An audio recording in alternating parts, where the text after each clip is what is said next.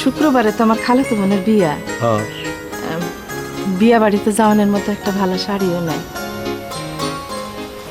চিন্তা করো না বউ, আজকে যদি দুধের দাম একটু বেশি পাই তোমার জন্য সুন্দর দেখে একটা শাড়ি নিয়ে আসবো। আর শুনেন, ঘরে রান্ধনের মতো এক দানা চাউলও নাই।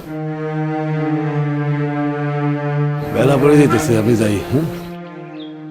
বাবা বাবা, ও বাবা, আমার জন্য একটা মাটির পুতুল আইনা দিবা? তোমার জন্য একটা মাটির পুতুল আইনা দেবো কেন? তোমার জন্য তো আমি দুনিয়া চাইনা দেবো মা। শোনো মা, তোমার জন্য একটা ছেলে পুতুল, একটা মেয়ে পুতুল, মানে একটা বর বানাবা, একটা বউ বানাবা, তারপর খেলবা, ঠিক আছে? যাও মা, তুমি খেলো কিন্তু খেয়াল দেখো। যাই। মা, বাবার কইছে আজকে আমার জন্য একটা মাটির পুতুল কিনা আনবো। তুমি অনেক খুশি হয়েছো? যাও মা, গিয়া খেলো। হ্যাঁ, আমি কাম করি। যাও।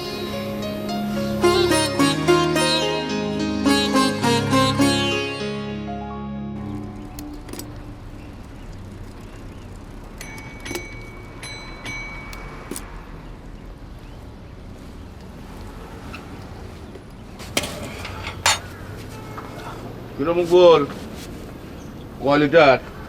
10 লিটার বেজেন। হায় করছোস কি এটা? আজকে বাজারে যাই অবস্থা, আজকে তো দুধ কিনতাছি না।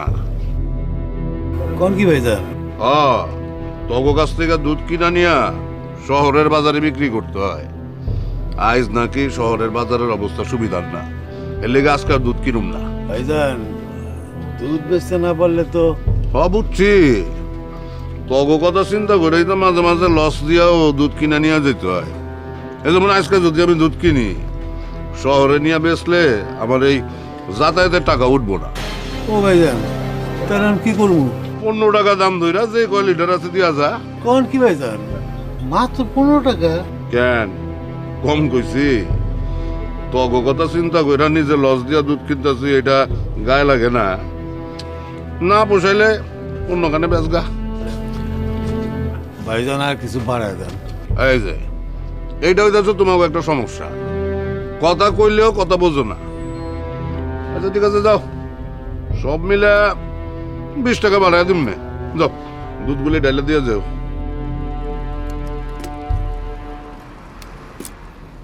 তুঙ্গটা চলবো না। শুক্রবারে তো আমার খালাতো বোনের বিয়া। বিয়া বাড়িতে যাওয়ানোর মতো একটা ভালো শাড়িও নাই। বাবা বাবা, ও বাবা, আমার জন্য একটা মাটির পুতুল আইনা দিবা? ঘরে রান্ধনের মতো এক দানা চাউলও নাই।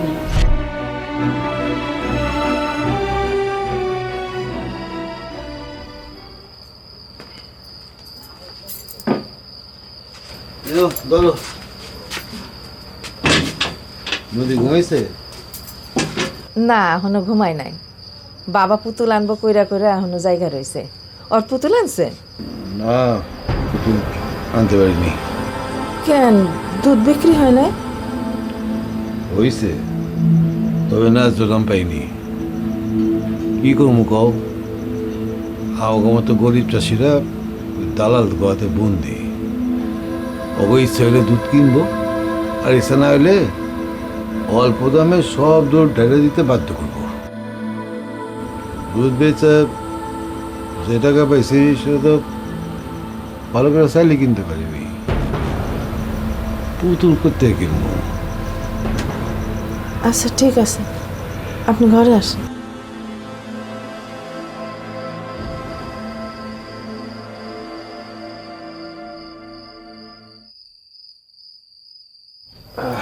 ও বাবা, আমার পুতুল আনছো?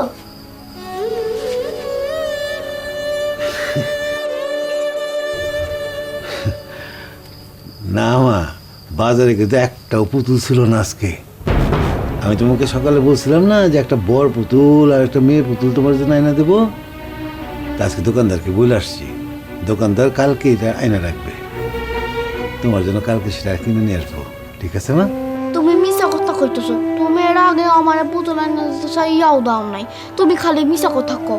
আদুরির আব্বা ওরে কত কি আইনা দেয়, আর তুমি আমার কিছু আইনা দাও না। আদুরির আব্বা ভালো, তুমি ভালো না। এ মা, এটা তুমি কি বললা? হ্যাঁ, তোমার বাবা ভালো তো মা, রাখ।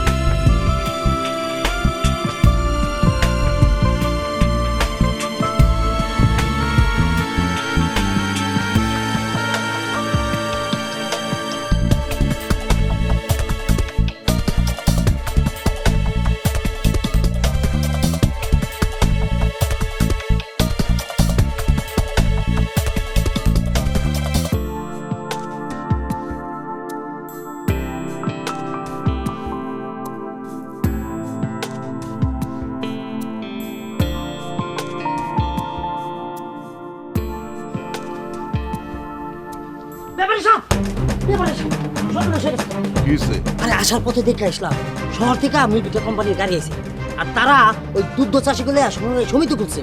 আর হগল ওই যে দুধ চাষিরা সমিতির সামনে দাঁড়ায়া লাইন ধরা মিলবিটা কোম্পানির গাড়িতে দুধ উঠাই দিতেছে। আর মিলবিটা সরাসরি চাষিকের থেকে ন্যায্য মূল্যে দুধ কিনতেছে। বুঝলাম না, ন্যায্য মূল্যে দুধ কিনলে হ্যাগো লাভ কি? এটাই তো কথা। আমি হ্যাগো একজনকে জিজ্ঞাসি যে আপনাকে লাভ কি? না লাভ না আলোচকান।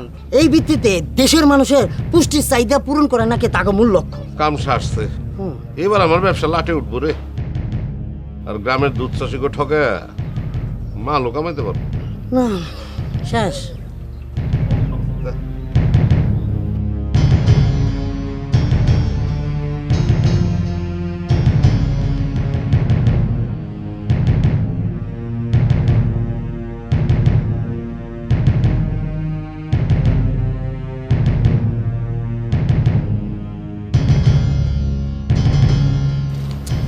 কিরম বল,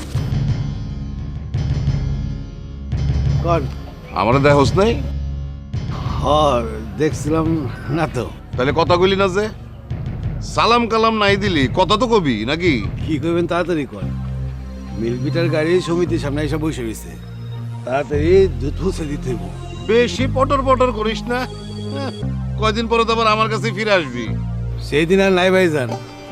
মিলবিটা এখন ভূমিহীন নিম্নবিত্ত দরিদ্র দুধ চাষিদের সমবায়ের মাধ্যমে তাদের গবাদি পশুর থেকে উৎপাদিত দুধের ন্যায্য মূল্য প্রদান করতেছে। ইস, খুব ন্যায্য মূল্য দিতেছে। হ্যাঁ, দেখুন না কয়দিন দেয়। শুধু তাই না ভাইজান, সমিতির প্রাথমিক সদস্যদের গাভী লালন পালন করার জন্য তাদের আধুনিক পদ্ধতিও শিক্ষা দিতেছে, আবার উন্নত মানের ঘাসের বীজও দিতেছে। তারপরেও ঘাস চাষের আধুনিক প্রশিক্ষণ সহ বিনামূল্যে ওষুধ আর চিকিৎসা সেবাও দিতেছে। আর তাছাড়া উচ্চ ফলনশীল সবুজ ঘাসের কাটিং আর বীজও তো দিতেছে।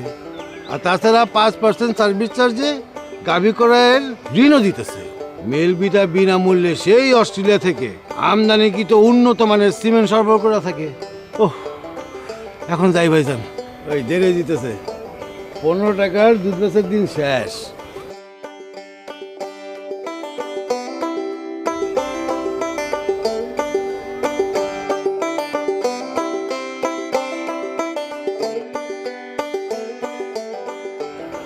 সব শেষ।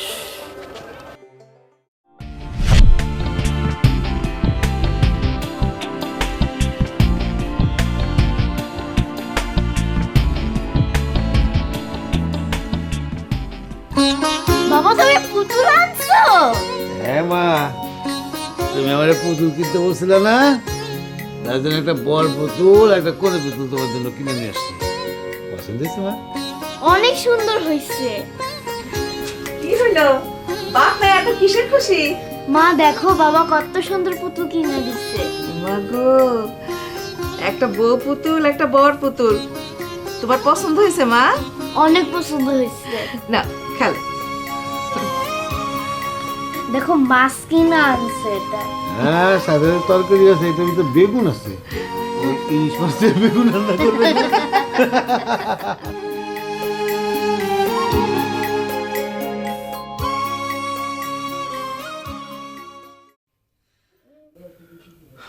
মান সম্মান রইল না। আমার ছেলে কিনা পরীক্ষায় ফেল করে, সব তোমার দোষ। আমি আর কি করব? আমি তো চেষ্টার কোনো ত্রুটি করিনি। তোমার ছেলে কোনো কিছু মনে রাখতে পারে না। দুজন হোম টিউটার দিয়ে সবসময় তার কেয়ার নিয়েছি, আর আমি তো আছি, অথচ খাতায় নাকি কিছু লিখতে পারেনি। চলো ডাক্তারের কাছে যাই। সবই তো বুঝলাম, আপনার সন্তানকে রোজ কতবার দুধ খাওয়াচ্ছেন? দুধ না, মানে ও তো একদমই দুধ খেতে চায় না। এবার বুঝেছি। দেখুন, শিশুর বুদ্ধি বিকাশ আর পুষ্টির চাহিদা পূরণে দুধের প্রয়োজনীয়তা অনেক।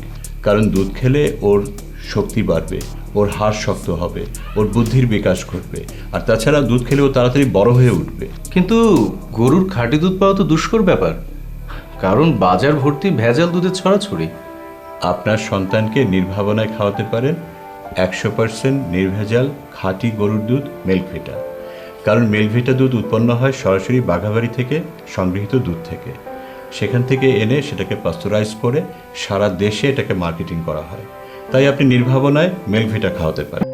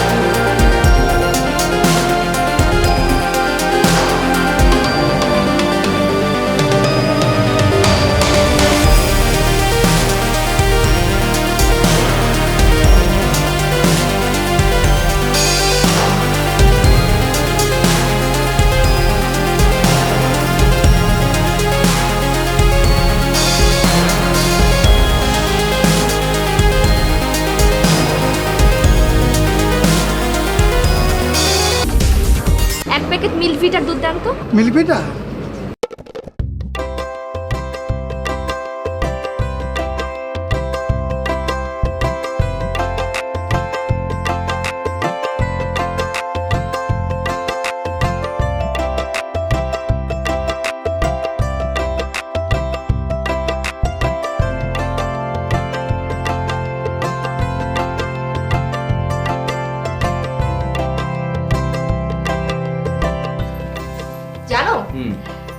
ছেলে পরীক্ষায় ফার্স্ট হয়েছে।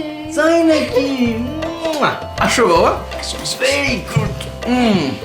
এই কৃতিত্ব সম্পূর্ণই তোমার। মোটেও না, এই কৃতিত্ব সম্পূর্ণ মিল্ক ভিটার। এভাবে গ্রাম থেকে শহরে বাংলার প্রতিটি ঘরে ঘরে দক্ষ জনবল এবং কঠোর মান নিয়ন্ত্রণ ও নিয়মাবর্তির কারণে পাস্তরিত দুগ্ধজাত পণ্য গ্রাহকদের মাঝে এক বিশ্বস্ততা স্থাপন করে না লাভ না লোকসান। এই ভিত্তিতে মানুষের পুষ্টির চাহিদা মেটানোর উদ্দেশ্যেই মিল্ক ভিটা এগিয়ে চলছে।